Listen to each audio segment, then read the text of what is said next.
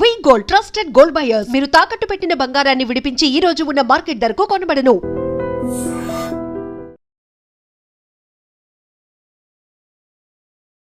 Hi guys, welcome to iDream. నేను మీ Chanakya. Guys, fixed deposit అని చెప్పేసి మనం వింటూ ఉంటాము. సో చాలా సంవత్సరాల నుంచి పెద్దవాళ్ళందరూ కూడా చేశారు. కాకపోతే ఇప్పుడు జనరేషన్ మారింది. మరి ఫిక్స్డ్ డిపాజిట్ దగ్గర నుంచి వచ్చేదిగా తక్కువైపోయింది. కాకపోతే ఫిక్స్డ్ డిపాజిట్లో ఒక 10 లక్షలు వేసామనుకోండి, అయితే దాంతో వచ్చే మనీ కంటే ఇంటూ 4 టైమ్స్, అంటే దానికంటే 4 రెట్లు ఎక్కువగా అమౌంట్ సంపాదించడం ఎలా అనే దాని గురించి కూడా మనకైతే ఒక వేని ట్రిక్ని చెప్పడానికి ఇప్పుడు మనతో పాటు కూడా మన పర్సనల్ ఫైనాన్షియల్ అడ్వైజర్ విజయ్ కర్ణం గారు ఉన్నారు. మరి ఆయనతో మాట్లాడదాం, అడిగి తెలుసుకుందాం. Hi sir. నమస్తే సార్. నమస్తే అండి. సార్, ఫిక్స్డ్ డిపాజిట్ అనేది తరతరాలుగా మన తల్లిదండ్రులు వాళ్ళందరూ అయితే ఫాలో అవుతూ సేవింగ్స్ అనేది అంటే ఫిక్స్డ్ డిపాజిట్ అని చేసుకుంటూ వచ్చారు. కాకపోతే ఇప్పుడు జనరేషన్ మారిపోయింది, దానిలో వచ్చే అమౌంట్ అనేది కూడా తగ్గిపోయింది. కాకపోతే దానిలో ఇంటూ 4 టైమ్స్ 4 రెట్లు ఎక్కువగా అమౌంట్ వచ్చే ట్రిక్ మీరు చెప్తా అన్నారు కదా. సో ఏ వేలో చేస్తే అమౌంట్, సో మీరు ఒకసారి చెప్పండి. 10 lakhs ఉన్నాయి నా దగ్గర, ఆ 10 lakhsని ఎక్కడ ఇన్వెస్ట్ చేసి మనం బెటర్ అంటారు? ఫిక్స్డ్ డిపాజిట్స్ మన పేరెంట్స్ ఫేవరెట్ కావడానికి రీజన్స్ చాలా ఉన్నాయి. ఎందుకంటే 1980s 1990s కానీ early 2000s fixed deposits interest అనేది చాలా ఎక్కువగా ఉండే. 12%, 15% ఇచ్చిన ఫిక్స్డ్ డిపాజిట్స్ కూడా ఉండే అప్పట్లో. సో గ్రాడ్యువల్గా ఫిక్స్డ్ డిపాజిట్ ఇంట్రెస్ట్ రేట్లు అనేవి చాలా తగ్గిపోయాయి. అందుకే వాళ్ళకి ఫిక్స్డ్ డిపాజిట్ ఫేవరెట్స్ అయి ఉండొచ్చు. కాకపోతే అప్పుడు ఇస్తున్న ఫిక్స్డ్ డిపాజిట్ ఇంట్రెస్ట్ రేట్స్ ఇప్పుడు ఇవ్వట్లేదు అనమాట. అప్పుడు 12% ఉన్నది, ఇప్పుడు 6% పడిపోయింది.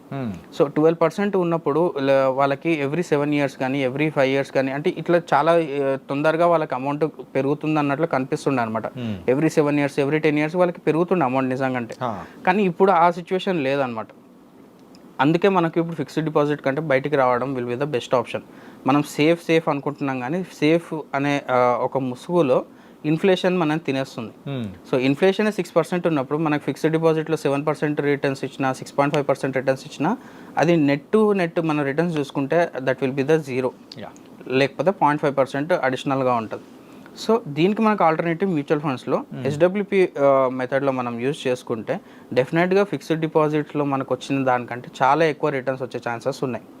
సో ఒక చిన్న క్యాల్కులేషన్ చేసి చూస్తే మనము 10 lakhs ఇన్వెస్ట్మెంట్తోని మనకి మంత్లీ ఇన్కమ్ జనరేషన్ కావాలి అనుకున్నాం.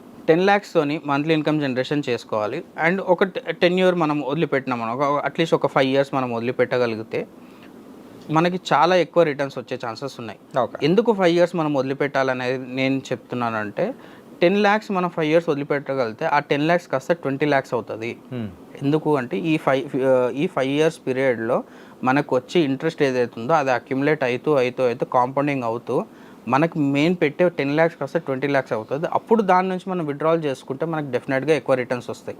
ఒక చిన్న ఎగ్జాంపుల్ ఏంటి అంటే, 10 lakhs ఇన్వెస్ట్మెంట్తోని మనం SWP స్టార్ట్ చేసుకుంటే డెఫినెట్గా ఎవ్రీ ఇయర్ కాదు, ఎవ్రీ మంత్ మనకి 26,000 rupees వస్తాయి. 26,000 ఎవ్రీ మంత్ వస్తాయి. Every month over the period of next 15 years వరకు వాళ్ళకి వస్తుంది అనమాట. నెక్స్ట్ 15 years వరకు వాళ్ళకి ఎవ్రీ మంత్ 26,000 rupees డెఫినెట్గా వస్తుంది. చాలామందికి శాలరీ సరిపోవట్లేదు. ఈరోజు చాలామంది ఈఎంఐస్ తీసుకుంటున్నారు, క్రెడిట్ కార్డ్స్ మీద, లోన్స్ మీదనే మనకి మంత్ ఆన్ మంత్ వెళ్ళిపోతుంది. వాళ్ళకి this will be the best option. ఎందుకు అంటున్నానంటే, ఇప్పుడు 50,000 కానీ 80,000 కానీ శాలరీస్ ఉన్న వాళ్ళు లోన్స్ మీద లోన్స్ తీసుకొని చాలామంది ఈఎంఐస్ ఎక్కువ తీసుకుంటున్నారు కదా. వాళ్ళకి ఒక కార్పస్ 10 lakhs కార్పస్ వాళ్ళకు ఉంది అనుకుంటే చాలామంది సేవింగ్స్ పెట్టుకొని కూడా లోన్స్ తీసుకుంటున్నారు.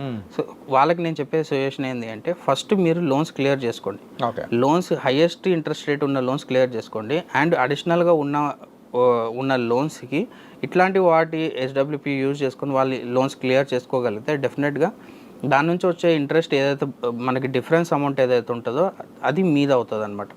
అంటే ఫర్ సపోజ్ మనకు ఈఎంఐస్ కట్టేసినాక కూడా ఒక 10,000 కానీ ఒక 5,000 కానీ లేకపోతే ఒక 15,000 డిఫరెన్స్ ఏదైతే ఉంటుందో, అంటే ఈ 26,000 డిఫరెన్స్ అమౌంట్ ఏదైతే ఉంటుందో అది మీకు ప్యాసివ్ ఇన్కమ్ లాగా యాడ్ అవుతూ ఉంటుంది. సో మీకు స్ట్రెస్ అనేది చాలా తగ్గిపోతుంది. అండ్ మీ జాబ్లో కూడా మీరు కెరీర్ గ్రోత్ మీద ఎక్కువ ఫోకస్ చేయడానికి ఛాన్సెస్ ఉంటాయి. సో ఈ క్యాలిక్యులేషన్లో నేను వితౌట్ ఇన్ఫ్లేషన్ తీసుకున్నాను అనమాట. విత్ ఇన్ఫ్లేషన్ తీసుకోలేదు, ఎందుకంటే జస్ట్ పీరియడ్ ఆఫ్ 15 years కాబట్టి నేను వితౌట్ ఇన్ఫ్లేషన్ తీసుకున్నాను. వితౌట్ ఇన్ఫ్లేషన్ కన్సిడర్ చేసుకుంటే ఇది మనకి 26,000 rupees పర్ మంత్ వస్తుంది. And over the period of మనకి నెక్స్ట్ 15 years వరకు మనకి ఈ కార్పస్ అనేది మనకి ఉంటుంది అనమాట. సో 20 lakhstoni మనము నెక్స్ట్ 15 years వరకు మనము ఎవ్రీ మంత్ 26,000 మనం విత్డ్రాల్ చేస్తూ పోతే మనకి ఓవరాల్గా మనం విత్డ్రాల్ చేసేది 48 lakhs విత్డ్రాల్ చేస్తాం. అంటే ఎక్కడ 10 lakhs, ఎక్కడ 20 lakhs, ఎక్కడ 48 lakhs. సో ఇది కంప్లీట్ పవర్ ఆఫ్ కాంపౌండింగ్.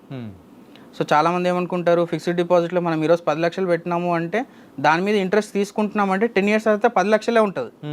కానీ ఇక్కడ అట్లా కాదు. 10 lakhs మనం ఇన్వెస్ట్ చేస్తున్నాము, దాని నుంచి మంత్లీ ఇన్కమ్ తీసుకుంటున్నాము. ఎంత ఇన్కమ్ తీసుకుంటున్నాము అంటే 50 lakhs తీసుకుంటున్నాం. ఓకే, 5 times ఎక్కువ. అంటే మనం పియర్ టు పియర్ కంపారిజన్ చేసుకుంటే 5 times ఎక్కువ, మనం 5 times ఎక్కువ. సో అట్లాగా మనం కన్సిడర్ చేసుకుంటే 15 years వరకు వాళ్ళకి మంత్లీ ఇన్కమ్ ఉంటుంది. అండ్ వితౌట్ ఇన్ఫ్లేషన్ కూడా మనం ఒకసారి క్యాలిక్యులేట్ చేసి చూసుకుందాము. ఎందుకంటే చాలామంది ఇన్ఫ్లేషన్, వితౌట్ ఇన్ఫ్లేషన్ ఇప్పుడు అవేర్నెస్ పెరిగింది కాబట్టి అందరు అడుగుతున్నారు, విత్ ఇన్ఫ్లేషన్ కూడా అడుగుతున్నారు. సో అప్పుడు విత్ ఇన్ఫ్లేషన్ మనం కన్సిడర్ చేసుకుంటే ఎవ్రీ మంత్ 21,000 వాళ్ళు విత్డ్రాల్ చేసుకోవచ్చు. Just difference of 5,000 rupees. కాకపోతే ఎవ్రీ ఇయర్ 5% వాళ్ళు పెరుగుతూ ఉంటుంది. ఓకే, సో అట్లా చూసుకుంటే మనకి స్టార్టింగ్ వచ్చేసి 25,000 రూపీస్తో 21,000 రూపీస్తో వాళ్ళకి పర్ మంత్ ఇన్కమ్ అనేది వస్తుంది. కానీ గ్రాడ్యువల్గా మనం పెంచుకుంటూ పోతే ఎప్పుడైతే 15th year ఉంటుందో అప్పుడు వాళ్ళకి పర్ మంత్ ఇన్కమ్ 40,000 రూపీస్ ఉంటుంది. Okay, so this will B one of the best option అనమాట. అంటే ఎప్పుడైతే మనకి శాలరీ ఇన్కమ్ సరిపోవట్లేదు, లేకపోతే గ్రాడ్యువల్గా మనకి కెరీర్లో శాలరీ ఇంకా పెరగదు అని క్లారిటీ వచ్చినప్పుడు ఇట్లాంటి ప్లాన్స్లలో వాళ్ళు ఇన్వెస్ట్ చేసుకుంటే వాళ్ళ శాలరీని ఇక్కడ కాంపెన్సేట్ చేసుకోవచ్చు. ఓకే, సో దీంట్లో చాలామంది ఏమంటారు అంటే 10 lakhsతో స్టార్ట్ చేసి 10 lakhs వరకే మేము స్టిక్ అయిపోయి ఉండాలా, లేకపోతే దీన్ని పెంచుకోవద్దా, పెంచుకుంటే ఏమైనా లాభమా నష్టమా అని కూడా చాలామంది అడుగుతారు. అట్లా ఏముండదు. ఇది అనేది ఒక స్ట్రాటజీ. మనం SWP చేసుకునేది కంప్లీట్లీ స్ట్రాటజీ. మన ఫ్లెక్సిబిలిటీకి this will be the best option. అంటే మీకు ఫిక్స్డ్ డిపాజిట్స్లో కానీ వేరే యాన్యుటీ ప్లాన్స్లలో మీకు ఫ్లెక్సిబిలిటీ ఉండదు. అంటే మీరు యాన్యుటీ ప్లాన్స్లలో కానీ LIC పాలసీస్లో వాటిలో ఎలా ఉంటుంది అంటే మీరు ఇంత అమౌంట్ కడితే ఇంత ఇయర్స్ తర్వాత ఇంత అమౌంట్ వస్తుంది, దాన్ని మీరు ఏం చేంజ్ చేయలేరు. కానీ ఇది అలా కాదు. మీరు 5 years తర్వాత మీరు ఒకవేళ 10 lakhs నుంచి 5 lakhs at a time withdrawal చేసుకోవచ్చు. అప్పుడు మీకు మంత్లీ ఇన్కమ్ తగ్గిపోతుంది. లేదు 5 years తర్వాత 10 lakhs అడిషనల్ 10 lakhs నేను ఇన్వెస్ట్ చేస్తాను అనుకుంటే ఇన్వెస్ట్ చేసుకోవచ్చు. అప్పుడు మీకు మంత్లీ ఇన్కమ్ డబుల్ అవుతుంది. ఇప్పుడు 26,000 ఉన్న దగ్గర మీకు 50,000 వస్తుంది అప్పుడు.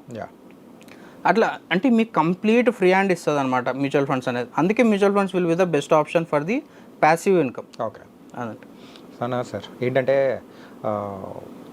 ఫిక్స్డ్ డిపాజిట్ కంటే 5 రెట్లు ఎక్కువగా మనం సంపాదించుకోవడానికి, అది కూడా ఒక ప్యాసివ్ ఇన్కమ్గా కూడా మారడానికి కూడా చెప్పే మార్గం అనేది కూడా చాలా బాగుంది. అయితే పాతకాలం వాళ్ళ మాటలు కానీ, సో ఆ రోజుల్లో ఉన్న పరిస్థితులు వాళ్ళు చేశారు. అదే ఇప్పుడు మనం మారాలి.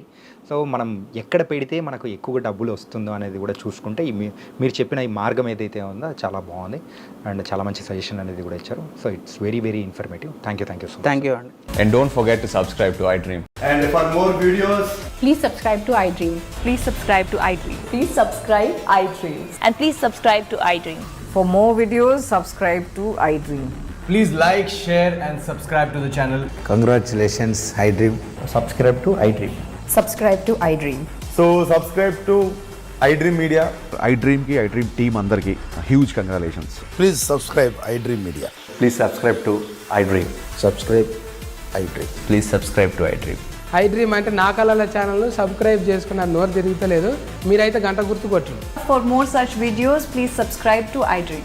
Subscribe to iDream. Please subscribe to iDream. Please subscribe iDream Media. Please do subscribe to iDream. Please subscribe to iDream Media. For best entertainment and information, please subscribe iDream.